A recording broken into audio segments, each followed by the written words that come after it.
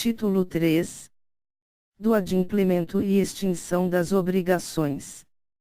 Capítulo 1. Do pagamento. Seção 1. De quem deve pagar. Artigo 304. Qualquer interessado na extinção da dívida pode pagá-la, usando, se o credor se opusser, dos meios conducentes à exoneração do devedor. Parágrafo único.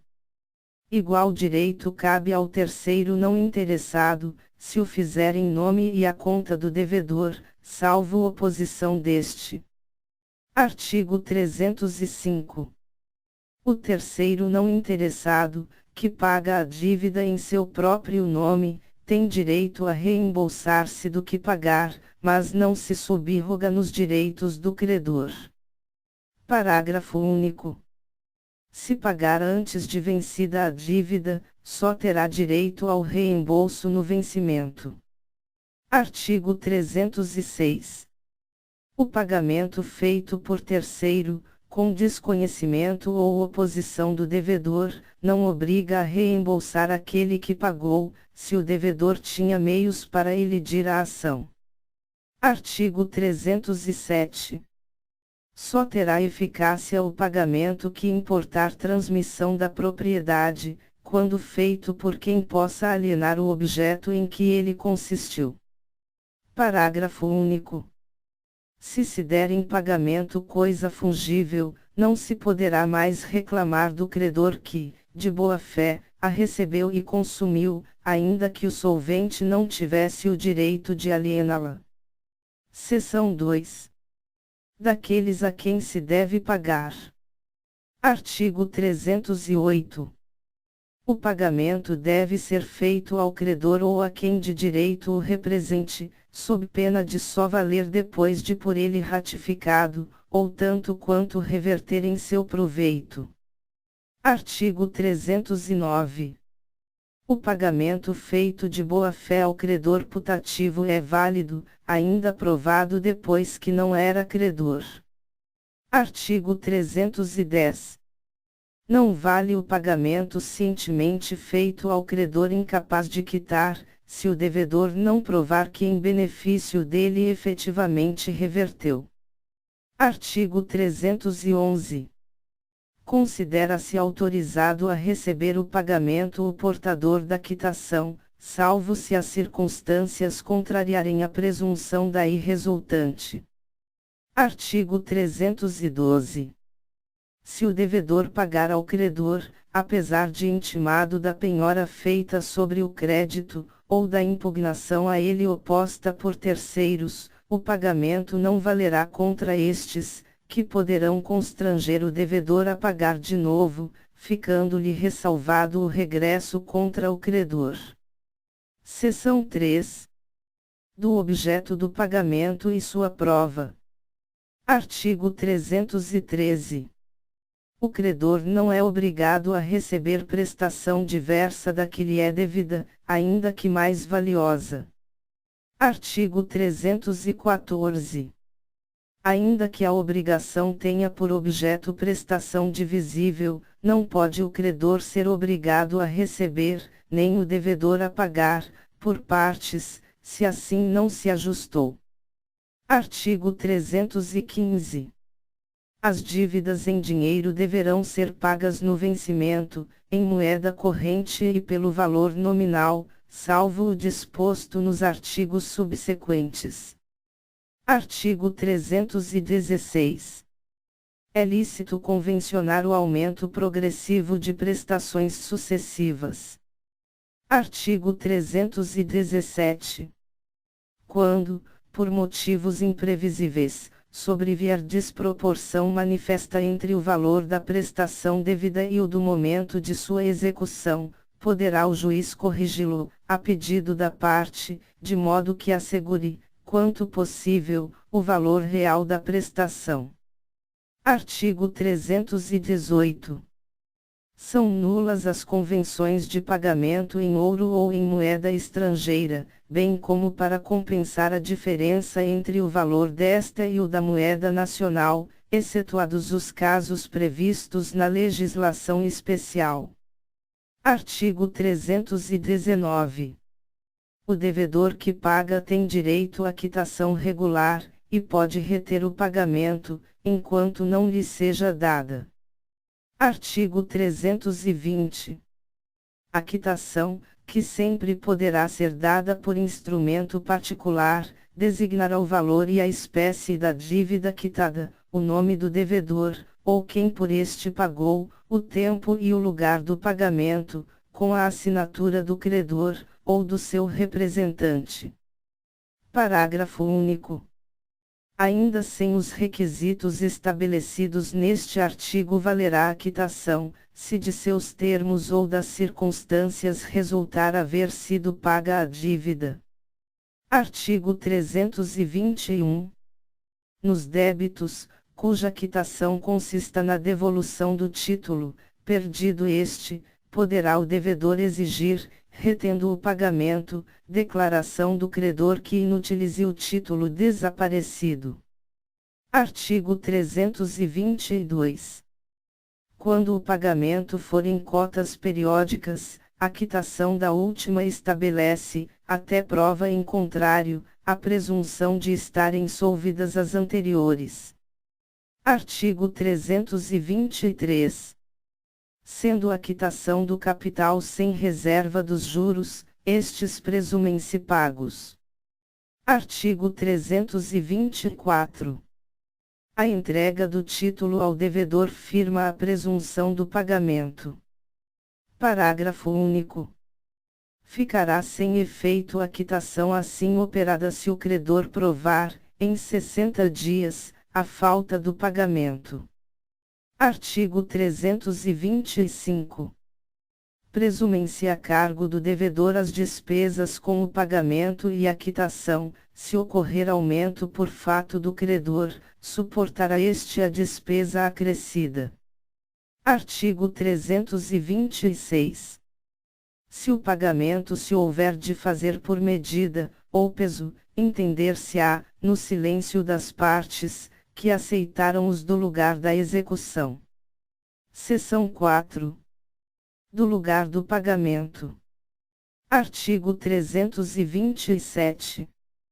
Efetuar-se-á o pagamento no domicílio do devedor, salvo se as partes convencionarem diversamente, ou se o contrário resultar da lei, da natureza da obrigação ou das circunstâncias. Parágrafo único. Designados 2 ou mais lugares, cabe ao credor escolher entre eles. Artigo 328. Se o pagamento consistir na tradição de um imóvel, ou em prestações relativas a imóvel, far-se-á no lugar onde situado o bem. Artigo 329. Ocorrendo motivo grave para que se não efetue o pagamento no lugar determinado, poderá o devedor fazê-lo em outro, sem prejuízo para o credor. Artigo 330. O pagamento reiteradamente feito em outro local faz presumir renúncia do credor relativamente ao previsto no contrato. Seção 5. Do tempo do pagamento. Artigo 331. Salvo disposição legal em contrário, não tendo sido ajustada a época para o pagamento, pode o credor exigi-lo imediatamente. Artigo 332.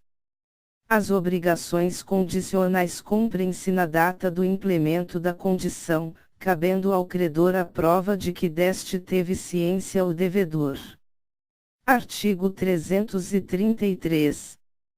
Ao credor assistirá o direito de cobrar a dívida antes de vencido o prazo estipulado no contrato ou marcado neste Código. Inciso 1º. No caso de falência do devedor, ou de concurso de credores. Inciso 2º. Se os bens, hipotecados ou empenhados, forem penhorados em execução por outro credor. Inciso 3º. Se cessarem, ou se tornarem insuficientes, as garantias do débito, fidejussórias, ou reais, e o devedor, intimado, se negar a reforçá-las. Parágrafo único. Nos casos deste artigo, se houver, no débito, solidariedade passiva, não se reputará vencido quanto aos outros devedores solventes. Capítulo 2. Do pagamento em consignação. Artigo 334. Considera-se pagamento, e extingue a obrigação, o depósito judicial ou em estabelecimento bancário da coisa devida, nos casos e forma legais. Artigo 335. A consignação tem lugar. Inciso 1º. Se o credor não puder, ou, sem justa causa, recusar receber o pagamento, ou dar quitação na devida forma. Inciso 2º. Se o credor não for, nem mandar receber a coisa no lugar, tempo e condição devidos. Inciso 3º. Se o credor for incapaz de receber, for desconhecido, declarado ausente, ou residir em lugar incerto ou de acesso perigoso ou difícil. Inciso 4º. Se ocorrer dúvida sobre quem deva legitimamente receber o objeto do pagamento. Inciso 5º. Se pender litígio sobre o objeto do pagamento. Artigo 336. Para que a consignação tenha força de pagamento, será mister concorrão, em relação às pessoas, ao objeto, modo e tempo, todos os requisitos sem os quais não é válido o pagamento. Artigo 337.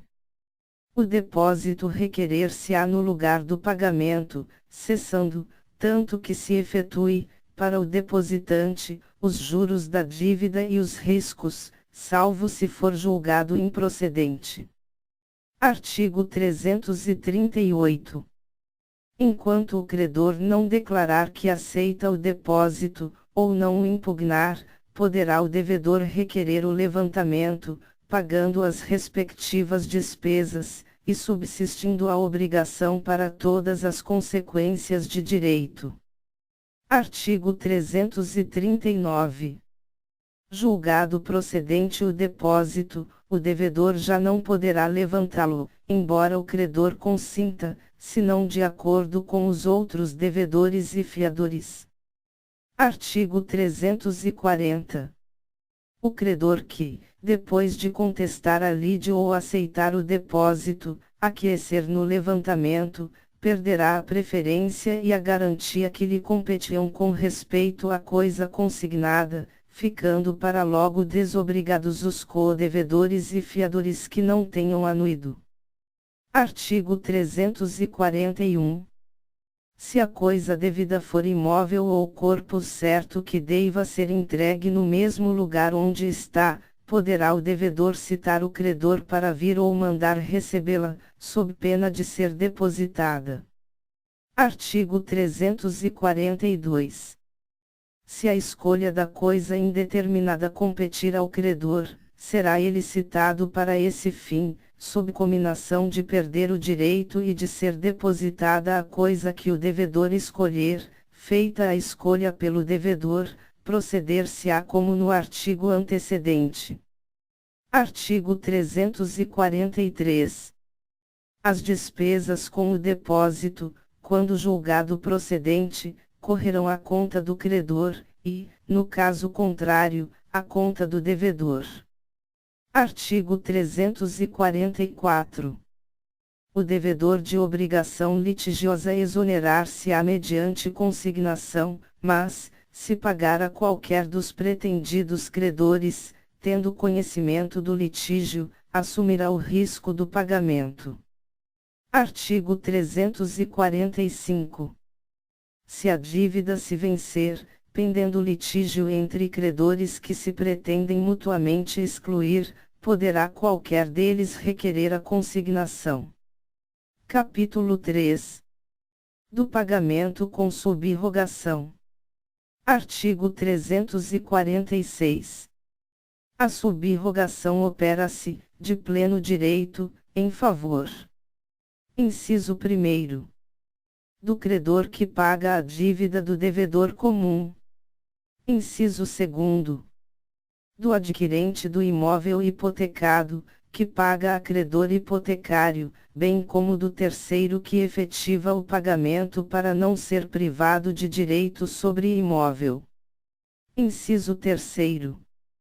Do terceiro interessado, que paga a dívida pela qual era ou podia ser obrigado, no todo ou em parte. Artigo 347. A subrrogação é convencional. Inciso 1º. Quando o credor recebe o pagamento de terceiro e expressamente lhe transfere todos os seus direitos. Inciso 2º. Quando terceira pessoa empresta ao devedor a quantia precisa para solver a dívida, sob a condição expressa de ficar o mutuante subrrogado nos direitos do credor satisfeito. Artigo 348. Na hipótese do inciso 1º do artigo antecedente, vigorará o disposto quanto à cessão do crédito. Artigo 349. A subrrogação transfere ao novo credor todos os direitos, ações, privilégios e garantias do primitivo, em relação à dívida, contra o devedor principal e os fiadores. Artigo 350. Na subrrogação legal, o subrrogado não poderá exercer os direitos e as ações do credor, senão até a soma que tiver desembolsado para desobrigar o devedor. Artigo 351. O credor originário, só em parte reembolsado, terá preferência ao subrrogado, na cobrança da dívida restante, se os bens do devedor não chegarem para saldar inteiramente o que a um e outro dever. Capítulo 4. Da imputação do pagamento. Artigo 352. A pessoa obrigada por dois ou mais débitos da mesma natureza, a um só credor, tem o direito de indicar a qual deles oferece pagamento, se todos forem líquidos e vencidos. Artigo 353. Não tendo o devedor declarado em qual das dívidas líquidas e vencidas quer imputar o pagamento, se aceitar a quitação de uma delas, não terá direito a reclamar contra a imputação feita pelo credor, salvo provando haver ele cometido violência ou dolo. Artigo 354. Havendo capital e juros, o pagamento imputar-se-á primeiro nos juros vencidos, e depois no capital, salvo estipulação em contrário, ou se o credor passar a quitação por conta do capital. Artigo 355. Se o devedor não fizer a indicação do artigo 352, e a quitação for omissa quanto à imputação, esta se fará nas dívidas líquidas e vencidas em primeiro lugar. Se as dívidas forem todas líquidas e vencidas ao mesmo tempo, a imputação far-se-á na mais onerosa. Capítulo 5. Da dação em pagamento. Artigo 356. O credor pode consentir em receber prestação diversa da que lhe é devida. Artigo 357. Determinado o preço da coisa dada em pagamento, as relações entre as partes regular-se-ão pelas normas do contrato de compra e venda. Artigo 358. Se for título de crédito a coisa dada em pagamento, a transferência importará em cessão. Artigo 359. Se o credor for evicto da coisa recebida em pagamento, restabelecer-se-á a obrigação primitiva, ficando sem efeito a quitação dada, ressalvados os direitos de terceiros. Capítulo 6. Da novação. Artigo 360. Dá-se a novação. Inciso 1º. Quando o devedor contrai com o credor nova dívida para extinguir e substituir a anterior.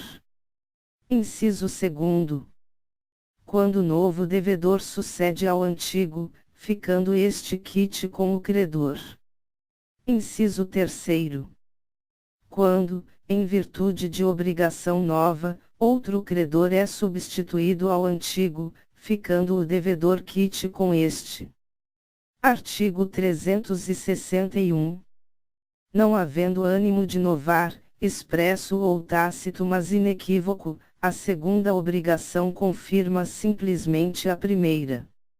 Artigo 362. A novação por substituição do devedor pode ser efetuada independentemente de consentimento deste. Artigo 363. Se o novo devedor for insolvente, não tem o credor, que o aceitou, ação regressiva contra o primeiro, salvo se este obteve por má-fé a substituição. Artigo 364.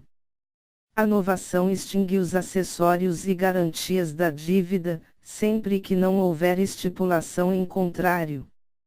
Não aproveitará, contudo, ao credor ressalvar o penhor, a hipoteca ou a anticrese, se os bens dados em garantia pertencerem a terceiro que não foi parte na novação. Artigo 365. Operada a novação entre o credor e um dos devedores solidários, somente sobre os bens do que contrair a nova obrigação subsistem as preferências e garantias do crédito novado. Os outros devedores solidários ficam por esse fato exonerados. Artigo 366. Importa a exoneração do fiador a novação feita sem seu consenso com o devedor principal. Artigo 367. Salvo as obrigações simplesmente anuláveis, não podem ser objeto de novação obrigações nulas ou extintas. Capítulo 7. Da compensação. Artigo 368. Se duas pessoas forem ao mesmo tempo credor e devedor uma da outra, as duas obrigações extinguem-se, até onde se compensarem. Artigo 369. A compensação efetua-se entre dívidas líquidas, vencidas e de coisas fungíveis. Artigo 370. Embora sejam do mesmo gênero as coisas fungíveis, objeto das duas prestações, não se compensarão, verificando-se que diferem na qualidade, quando especificada no contrato. Artigo 371. O devedor somente pode compensar com o credor o que este lhe dever, mas o fiador pode compensar sua dívida com a de seu credor ao afiançado. Artigo 372. Os prazos de favor, embora consagrados pelo uso geral, não obstam a compensação. Artigo 373. A diferença de causa nas dívidas não impede a compensação, exceto: inciso 1º. Se provier de esbulho, furto ou roubo. Inciso 1º. Se uma se originar de comodato, depósito ou alimentos. Inciso 3º. Se uma for de coisa não suscetível de penhora. Artigo 374. Revogado. Artigo 375. Não haverá compensação quando as partes, por mútuo acordo, a excluírem, ou no caso de renúncia prévia de uma delas. Artigo 376. Obrigando-se por terceiro uma pessoa, não pode compensar essa dívida com a que o credor dele lhe dever. Artigo 377. O devedor que, notificado, nada opõe à cessão que o credor faz a terceiros dos seus direitos, não pode opor ao cessionário a compensação, que antes da cessão teria podido opor ao cedente. Se, porém, a cessão lhe não tiver sido notificada, poderá opor ao cessionário compensação do crédito que antes tinha contra o cedente.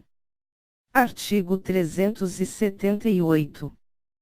Quando as duas dívidas não são pagáveis no mesmo lugar, não se podem compensar sem dedução das despesas necessárias à operação.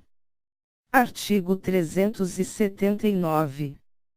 Sendo a mesma pessoa obrigada por várias dívidas compensáveis, serão observadas, no compensá-las, as regras estabelecidas quanto à imputação do pagamento. Artigo 380. Não se admite a compensação em prejuízo de direito de terceiro. O devedor que se torne credor do seu credor, depois de penhorado o crédito deste, não pode opor ao exequente a compensação, de que contra o próprio credor disporia. Capítulo 8. Da confusão. Artigo 381.